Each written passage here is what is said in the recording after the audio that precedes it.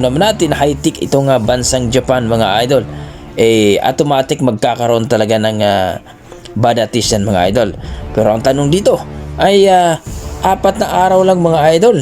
Etong si Saul Sanchez, paano na lang daw ang pag-recover o pag-adjust doon sa klima daw sa bansang Japan? Well mga idol, sabi nga ng ating mga boxing fans na itong si Cuadras Casimero daw ay may porsyento na talunin itong si Saul Sanchez, sapagkat itong si Casimero ay advance na nang pumunta na sa bansang Japan para maka-adjust sa kanilang weather doon. At dito nga mga idol, dahil nga 3 araw na lang mga idol, itong si Casimero ay nagpakita ng light training lang mga idol, no? Konting masahe at talaga naman po yung shadow fight lang mga idol, sapagkat kuhang-kuha na po ang timbang ni Cuadras Casimero. Kung makikita nyo mga idol, payat na po si Cuadras Casimero.